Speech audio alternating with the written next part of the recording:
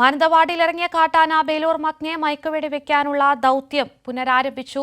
ഇന്നലെ രാവിലെ ആന എത്തിയ മണ്ണുണ്ടി കോളനി വനപ്രദേശത്താണ് നിലവിൽ ആനയുടെ സഞ്ചാരം. പ്രദേശത്തെ സ്കൂളുകൾക്ക് അവധി പ്രഖ്യാപിച്ചിട്ടുണ്ട്.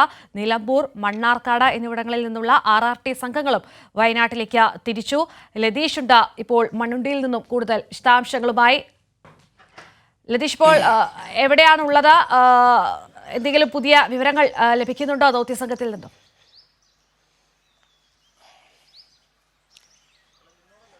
കീർത്തി, ഞാനിപ്പോഴുള്ളത് ബാവലിയാണ്. നേരത്തെ നിന്ന മണ്ണുണ്ടി കോളനിയിൽ നിന്നും ഒരു 5-6 കിലോമീറ്റർ മാറിയാണ് നമ്മളിപ്പോൾ ഉള്ളത്. നമുക്ക് ഇപ്പോൾ ദൃശ്യങ്ങളിൽ കാണാൻ കഴിയുന്നത് ഈ ദൗത്യത്തിൻ്റെ മുന്നണി പോരാളികൾ എന്ന് പറയാവുന്ന കുങ്കി ആനകളെയാണ്.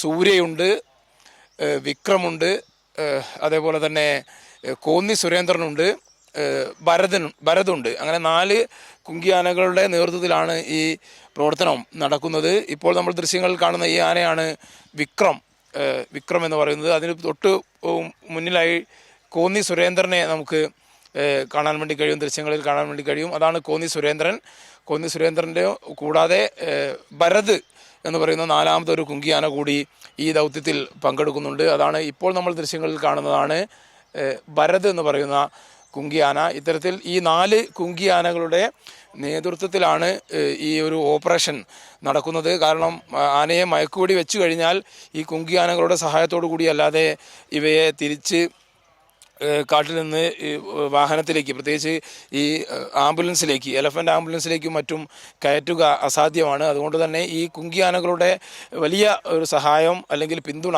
ഇത്തരത്തിൽ ആനയെ മയക്കുവെടി വെക്കാനും അവയെ തിരിച്ച് കാട്ടിൽ നിന്ന് അല്ലെങ്കിൽ എവിടെയാണോ മയക്കുവെടി വെച്ച സ്ഥലം അവിടെ നിന്ന് ഈ സുരക്ഷിതമായ സ്ഥലത്തേക്ക് ആനയെ എത്തിക്കുന്നതിന് ഇവരുടെ നിർണായകമായ നീക്കം അല്ലെങ്കിൽ പ്രവർത്തനങ്ങൾ അത്യന്താപേക്ഷിതമാണ്.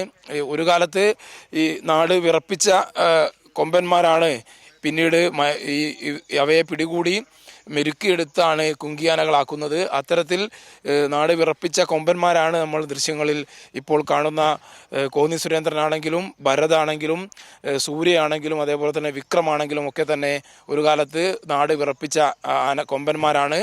ഇപ്പോൾ ഇവരാണ് ഇത്തരത്തിലുള്ള ദൗത്യത്തിൻ്റെ മുൻനിര പോരാളികളായി പ്രവർത്തിക്കുന്നതും. ഇവരുടെ സഹായത്തോടു കൂടിയാണ് ഈ കാട്ടാനകളെ മയക്കുവെടി വെച്ച ശേഷം തിരിച്ച് വാഹനത്തിലേക്കും മറ്റും കയറുന്നതിനടക്കം സഹായിക്കുന്നത്. എന്തായാലും ഈ കഴിഞ്ഞ ദിവസങ്ങളിൽ ഒക്കെ നടന്ന പോലെ തന്നെ കുങ്കിയാനപ്പുറത്തേറിയാണ് ഇന്നലെ ഈ സംഘം, RRT സംഘം സർജന്മാരുടെ നേതൃത്വത്തിൽ, മയക്കുവെടി വെക്കുന്ന വിദഗ്ധരുടെ നേതൃത്വത്തിൽ വനത്തിനുള്ളിലേക്ക് കടക്കുന്ന സാഹചര്യം ഉണ്ടായത്. ഇന്നും ആ നിലയിലുള്ള പ്രവർത്തനം തന്നെ തുടരുമെന്നാണ് നമുക്ക് അറിയാൻ കഴിയുന്നത്. ആനയെ ട്രാക്ക് ചെയ്യാനുള്ള പ്രവർത്തനമാണ് ഇപ്പോൾ നടക്കുന്നത്. അവസാനം ആനയുടെ സിഗ്നൽ ലഭിച്ചത് മണ്ണുണ്ടി കോളനി പ്രദേശത്താണ്. അതുകൊണ്ട് ആ മേഖലയും അതേപോലെ തന്നെ ഇപ്പോൾ നമ്മൾ നിൽക്കുന്ന ഈ ബാവലി വനമേഖലയും എല്ലാം പരസ്പരം ബന്ധപ്പെട്ട് കിടക്കുന്ന സ്ഥലങ്ങൾ തന്നെയാണ്.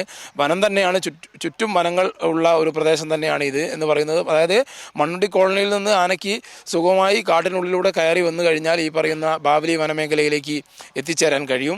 അതുകൊണ്ട് ആ നിലയിൽ ഈ വനത്തിലൂടെയുള്ള ആനയുടെ സഞ്ചാരം നിരീക്ഷിക്കുന്ന ഒരു പ്രവർത്തനമാണ് ആദ്യഘട്ടത്തിൽ വനം വകുപ്പിൻ്റെ ഭാഗത്തുനിന്നും ഉണ്ടാകുന്നതെന്നാണ് നമുക്ക് മനസ്സിലാക്കാൻ വേണ്ടി കഴിയുന്നത്. ഉന്നത ഫോറസ്റ്റ് ഉദ്യോഗസ്ഥരെല്ലാം തന്നെ ഈ ബാവലിയിലാണ് ഇപ്പോൾ നിലവിൽ ക്യാമ്പ് ചെയ്തിരിക്കുന്നത്. ആനയുടെ സിഗ്നൽ ലഭിക്കുന്ന മുറയ്ക്ക് ആ ഭാഗത്തേക്ക് കൂടുതൽ സംഘങ്ങൾ എത്തിച്ചേരുന്ന ഒരു പ്രവർത്തനമായിരിക്കും വരും മണിക്കൂറുകളിൽ ഉണ്ടാവുക. എന്തായാലും ഇന്ന് കൂടുതൽ RRT സംഘങ്ങൾ ഇവിടേക്ക് എത്തുന്നുണ്ട്. മണ്ണാർക്കാട് നിന്നും നിലമ്പൂരിൽ നിന്നും കൂടുതൽ RRT ടീമിനെ ഇവിടേക്ക് നിയോഗിച്ചിട്ടുണ്ട്. അവർ എത്തിച്ചേരും. സ്കൂളുകൾക്ക് അവധി, ഈ പ്രദേശത്തെല്ലാമുള്ള സ്കൂളുകൾക്ക് അവധി കൊടുത്തിട്ടുണ്ട്. തിരുനെല്ലി പഞ്ചായത്തിലെ മുഴുവൻ വിദ്യാഭ്യാസ സ്ഥാപനങ്ങൾക്കും ഇന്ന് അവധിയാണ്. മാനന്തവാടി നഗരസഭയിലെ കുറുക്കൻമൂല, കാടംകൊല്ലി, കുറുവ, പയ്യമ്പള്ളി ഡിവിഷനുകളിലെ വിദ്യാഭ്യാസ സ്ഥാപനങ്ങൾക്കും ഇന്ന് അവധി നൽകിയിട്ടുണ്ട്. എന്തായാലും ഇത്തരത്തിലുള്ള പ്രവർത്തനമാണ് ഇവിടെ നടക്കുന്നത്. ജനങ്ങളെ സുരക്ഷിതമായി നിർത്തേണ്ടതുണ്ട്. ആ നിലയിലുള്ള പ്രവർത്തനങ്ങൾ നടക്കുന്നു. ഈ എലഫൻ്റ് ആംബുലൻസിൻ്റെ ദൃശ്യങ്ങളും നമുക്ക് ഇപ്പോൾ പ്രേക്ഷകർക്കായി കാണിക്കാൻ വേണ്ടി കഴിയും.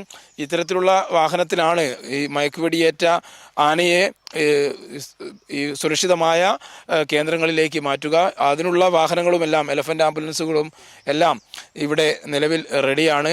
എന്തായാലും ദൗത്യം വനത്തിനുള്ളിൽ നിരീക്ഷണം RRT സംഘത്തിൻ്റെയും ഡ്രോൺ ഉപയോഗിച്ചുള്ള നിരീക്ഷണവുമെല്ലാം രാത്രിയും ഇന്നലെ നൈറ്റ് ഡ്രോൺ ഉപയോഗിച്ചുള്ള പരീക്ഷണം ഉൾപ്പെടെ ഇന്നലെ രാത്രിയും നടന്നിരുന്നു. എന്നാൽ ആനയെ കൃത്യമായി ലൊക്കേറ്റ് ചെയ്യാൻ രാത്രിയൊന്നും കഴിഞ്ഞിട്ടില്ല.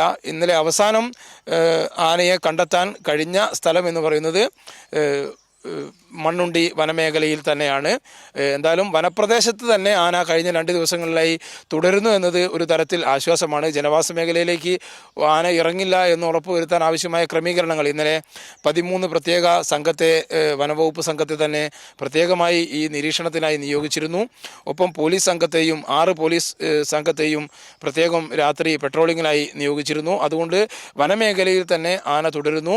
ജനവാസ മേഖലയിലേക്ക് ആന ഇറങ്ങുന്ന സാഹചര്യം ഉണ്ടായിട്ടില്ല. കൂടുതൽ അപകടകാരിയായ ആനയാണ് ബേലൂർ മഗ്ന എന്നതുകൊണ്ട് തന്നെ പക്ഷേ ലതീഷ് ആനയെ ലൊക്കേറ്റ് ചെയ്യാൻ സാധിക്കാത്തത് അതൊരു വെല്ലുവിളി തന്നെയല്ലേ ദൗത്യസംഘത്തെ സംബന്ധിച്ച്? കാരണം നേരത്തെ ലതീഷ് സൂചിപ്പിച്ചിരുന്ന റേഡിയോ കോളർ വഴി ലഭിക്കുന്ന സിഗ്നൽ അത് കർണാടകയാണ് കേരളത്തിന് കൈമാറുന്നത്.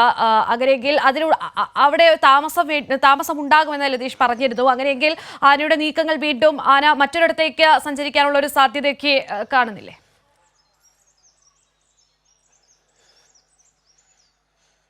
തീർച്ചയായും ആ നിലയിലുള്ള പ്രയാസങ്ങളെല്ലാം ബുദ്ധിമുട്ടുകളെല്ലാം ഈ ദൗത്യത്തിന് വെല്ലുവിളിയായി തന്നെ മുന്നിൽ നിൽക്കുന്നുണ്ട്. കാരണം സിഗ്നൽ ലഭിക്കുക, റേഡിയോ കോളർ ഘടിപ്പിച്ചത് ബേലൂർ മഗ്നയ്ക്ക് റേഡിയോ കോളർ ഘടിപ്പിച്ചത് കർണാടകയാണ്. കർണാടക റേഡിയോ കോളർ ഘടിപ്പിച്ച ആനയാണ് ബേലൂർ മഗ്ന. അതുകൊണ്ട് തന്നെ സിഗ്നൽ നേരിട്ട് ആദ്യം ലഭിക്കുക കർണാടക ഫോറസ്റ്റിനാണ്. ആ വനം വകുപ്പ് സംഘം കേരളത്തിന് കൈമാറുമ്പോഴേക്കും ചില സമയങ്ങളിൽ അത് 3 മണിക്കൂർ വരെ വൈകിയാണ് നമുക്ക് സിഗ്നൽ ലഭിക്കുന്നത്, അല്ലെങ്കിൽ കൃത്യമായ വിവരം ലഭിക്കുന്നത് അടക്കമുള്ള കാര്യങ്ങൾ ഇന്നലെ ഉത്തരമേഖല CCF KS ദീപ തന്നെ പറഞ്ഞിരുന്നു. എന്തായാലും ആ കർണാടക സർക്കാരിൻ്റെ കർണാടക ഫോറസ്റ്റിൻ്റെ കൂടി സഹകരണത്തോടു കൂടിയാണ് ഈ ഓപ്പറേഷൻ കഴിഞ്ഞ 2-3 ദിവസമായി നടക്കുന്നത്. പ്രതികൂലമായ ഘടകങ്ങൾ ഉണ്ടെങ്കിൽ പോലും ആനയെ മയക്കുവെടി വെക്കാനുള്ള നടപടികളുമായി വനംവകുപ്പ് മുന്നോട്ട് പോവുക തന്നെയാണ്. കൂടുതൽ RRT സംഘങ്ങൾ കൂടി ഇവിടേക്ക് എത്തിച്ചേരുന്നു. അതോടുകൂടി പ്രവർത്തനം കൂടുതൽ മേഖലകളിലേക്ക് കൂടി വ്യാപിപ്പിക്കാൻ കഴിയുമെന്നാണ് വനംവകുപ്പ് കണക്കുകൂട്ടുന്നത്. ശരി, ലതീഷാണ് ഇപ്പോൾ ഭവയിൽ നിന്നുമാണ് ലതീഷ് വിവരങ്ങൾ നൽകുന്നത്. അവിടെ നമുക്ക് ദൃശ്യങ്ങളിൽ കാണാൻ സാധിക്കുന്നുണ്ട്. കുങ്കിയാനകളൊക്കെ തന്നെ ദൃശ്യങ്ങളിൽ കാണാൻ സാധിക്കുന്നുണ്ട്. ആനയെ കൃത്യമായി ലൊക്കേറ്റ് ചെയ്യാൻ സാധിക്കാത്തത് ദൗത്യസംഘത്തിന് വലിയൊരു പ്രയാസമായി മാറുന്നുണ്ട്.